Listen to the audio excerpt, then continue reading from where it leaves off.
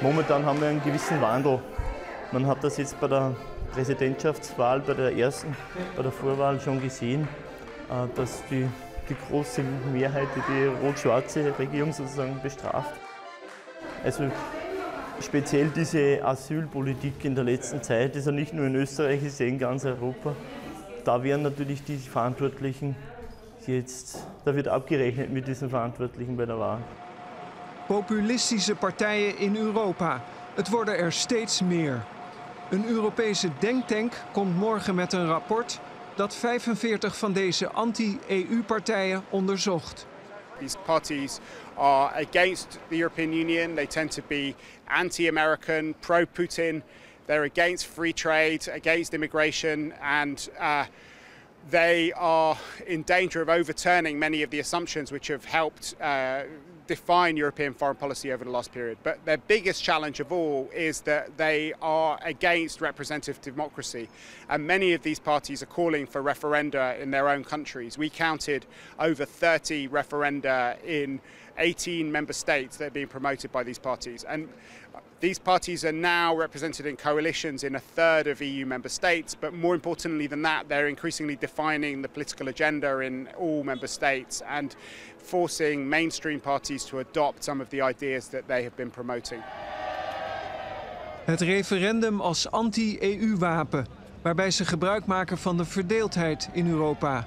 I think the main thing which gives them energy is the fact that in many European countries there is a sense that the mainstream parties are no longer representing many of the people in the country. They are seen as having become a shadowy continuation of the government rather than something that's rooted in civil society. If you look at parties of the left, increasingly they are seen to represent public sector workers, professional classes, creative industries, and they've left behind the working class constituents who feel that they've been left behind by globalization, that they don't benefit from Europe. And then on the right, parties are increasingly associated with big business and finance, and they're also trying to appeal to metropolitan elites by embracing gay marriage and other more socially liberal causes, and that leaves behind rural voters and the more kind of traditional conservative constituencies.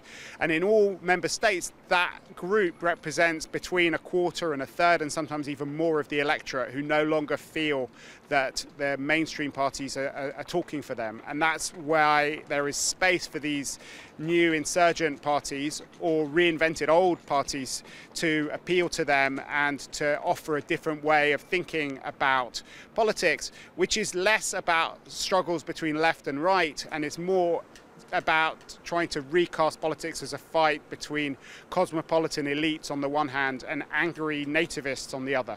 Po polsku powinien. Po polsku Tak, być. I po powinien katolicku. PiS rządzić. Dokładnie. Ale Tak, i prezydent Duda. przyjęliśmy chrzest tyle lat temu, prawda? No i Polska jest chrześcijańska. I koniec. Tak jest. Sverige ska givetvis kunna verka i Europa, men på våra egna villkor. Vi ska inte driva Sverige ur Europa. Men vi ska, partivänner, banne mig driva EU ut ur Sverige. Parce qu'il y a une vague d'immigration telle, une telle menace sur l'identité. Aujourd'hui, on a affaire à une immigration, c'est une immigration de peuplement. Si on n'y prend pas garde, il y a un changement de population à l'œuvre. Aujourd'hui, dans ma ville, il y a des quartiers entiers qui sont devenus des quartiers musulmans. Et je ne veux pas de ça.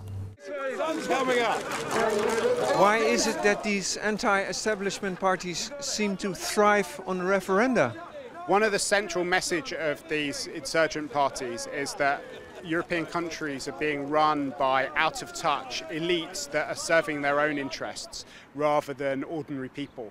And what they want to do is to mobilize the ordinary public and give them a voice against the representative elites that do not stand for the things that they believe in. And the referenda is the ultimate weapon of choice against the establishment.